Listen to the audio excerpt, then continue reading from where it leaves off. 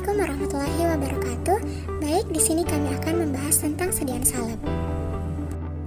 Sebelum memasuki materi, adapun kelompok 6, yang pertama adalah Rizkia Nasir, kemudian Leni Anggrianingsih, Elsa Fitrianti Syam, Rizky Aulia, dan Nurniati Arifin. Di sini saya akan menjelaskan tentang pengertian dari salep. Menurut Farmakopeia Indonesia edisi 3, salep adalah sediaan semi padat yang mudah dioleskan dan digunakan sebagai obat luar. Sedangkan menurut Fatmawati 2015 halaman 519, salep adalah sediaan semi solid yang digunakan untuk penggunaan eksternal pada kulit atau membran mukosa. Dan menurut Tumadi 2020 halaman 126, salep adalah sediaan setengah padat yang lembut dan mudah dioleskan, umumnya disusun dari hidrokarbon cair yang dicampur dalam suatu kelompok hidrokarbon padat dengan titik leleh yang lebih tinggi. Komposisi salep, bahan aktif, basis antioksidan menurut Fatmawati tahun 2015 halaman 532. Penggunaan dari bahan-bahan pada kulit yang kasar seperti emulien, pengemulsi, lemak, minyak, lilin, derivat selulosa, humektan, derivat lanolin, dan juga basis absorpsi air mempunyai ciri khusus.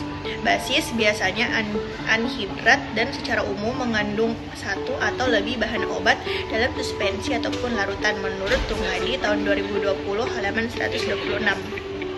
Jadi, pertimbangan pada formulasi salep dapat dilihat berdasarkan basis salep yang digunakan.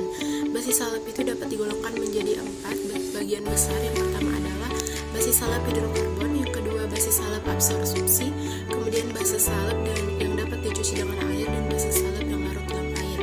Nah, beberapa pertimbangan penggunaan keempat basis salep ini, yang pertama adalah basis salep hidrokarbon, merupakan basis berlemak yang merupakan basis bebas tanpa air, di mana ia itu mampu bertahan pada kulit dalam keadaan waktu yang lama dan tidak ada perubahan seiring dengan perjalannya waktu.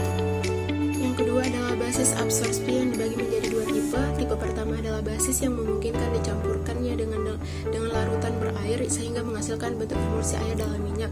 Tipe kedua adalah salep yang sudah dalam bentuk emulsi air dalam minyak yang memungkinkan bercampurnya dengan sedikit larutan berair, di mana pada fase eksternal itu pada basis ini berupa minyak sehingga tidak akan hilang karena pencucian dengan air.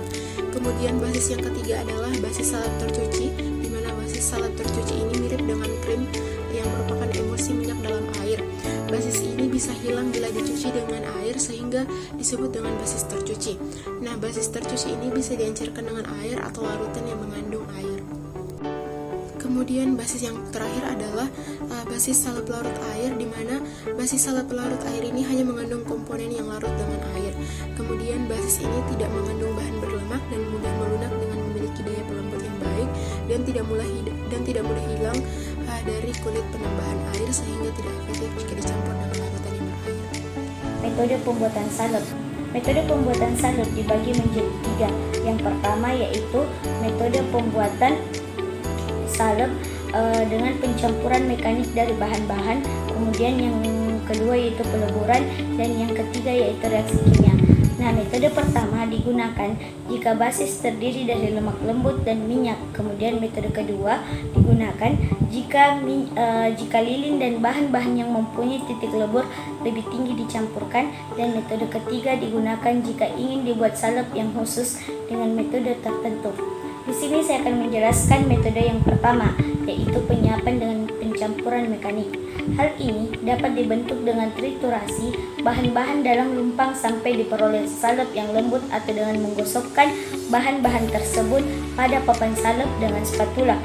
Kemudian, cara yang terakhir dipertimbangkan paling mudah secara umum dan yang terbaik karena partikel-partikel yang tidak halus lebih mudah dikeluarkan dan sempurna dipindahkan dari papan salep daripada lumpang dan alum. Pada kasus ini, salep yang kental harus lebih dahulu ditriturasi dengan jumlah yang kecil, setengah sampai sama dengan massa padat, dari bahan yang lembut sampai tercampur baik, kemudian sisanya harus dicampurkan. Selama pencampuran, yang pertama, lemak yang keras akan menjadi lembut dengan triturasi. Pembuatan selama pencampuran menjadi lebih mudah. Metode yang sama harus diikuti jika pencampurannya pada papan.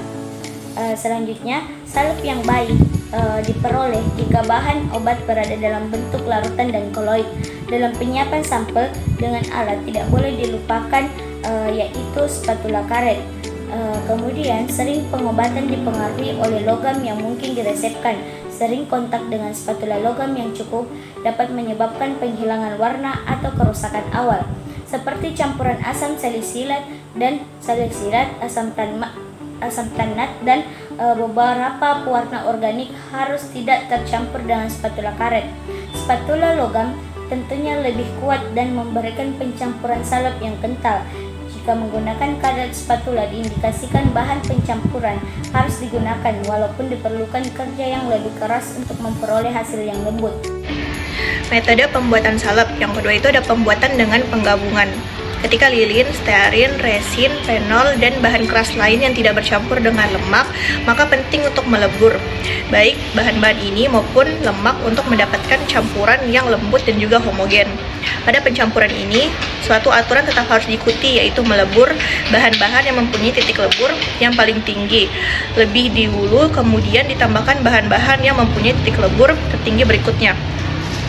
Jangan pernah menempelkan ataupun menempatkan bahan-bahan yang dingin bersamaan dalam panci ataupun loyang dan meleburnya bersama sekaligus, karena ketika hal ini dilakukan adalah perlu untuk memanaskan seluruh massa dari bahan yang mempunyai titik lebur yang paling tinggi sebelum semuanya akan dilebur, dan waktu yang berlebih dan juga dibutuhkan untuk menjamin kelembutan dari lemak dari cairan panas ini. Ketika lilin, spermaceti, stearin dicampur dengan lemak lebih lembut, hal ini memerlukan pengadukan cairan hangat yang didinginkan untuk mencegah pemanasan dalam kondisi granul. Jangan mendinginkan dengan cepat dalam pengerjaan ini adalah lemak keras dengan lilin. Lemak keras dan lilin akan memisah dan dibutuhkan peleburan kembali. Pengerjaan yang paling baik dilakukan dengan melebur tiap bahan secara sangat lambat. Kemudian, leburan pertama diperoleh akan dekat dengan titik memadatnya dan mulai memadat dalam waktu singkat. Hal ini tidak perlu melanjutkan pengadukan sampai campuran keras, tapi hanya sampai massa terbentuk pasta dan diperoleh, di mana hanya cukup keras untuk mencegah pemisahan ataupun pengendapan dari lemak keras ataupun serbuk yang tidak larut. Jika dilanjutkan, udara akan masuk ke dalam salep dan lebih mudah rusak penyimpanannya. Resin dan minyak lemak tidak memiliki kecenderungan ini untuk memisahkan yang perlu dilakukan. Metode yang ketiga yaitu pembuatan dengan reaksi kimia. Metode ini untuk pembuatan salep yang biasanya meliputi peleburan dan pencampuran mekanik. Metode ini berbeda dengan metode peleburan di mana produk baru dibentuk setelah melalui reaksi kimia antara bahan-bahan, sementara salep yang dibuat dengan peleburan tidak melibatkan perubahan kimia. Salep air mawar adalah salep yang dibuat dengan reaksi kimia seperti salep iodida. Pada salep ini, elaidin dibentuk melalui aksi dari asam sitrat pada lemak babi dan merkuri nitrit dibentuk dengan reaksi dari merkuri dengan asam nitrit. Basis hidrofilik tertentu yang melibatkan pembentukan sabun dapat dikatakan dibuat dengan reaksi kimia. Selanjutnya ada evaluasi fisik sediaan salep, yang dimana yang pertama uji organoleptik, yang dimana bertujuan untuk memeriksa kesesuaian warna dan sedapat mungkin penampilan salep, dimana mendekati dengan spesifikasi sediaan yang telah ditentukan selama masa formulasi.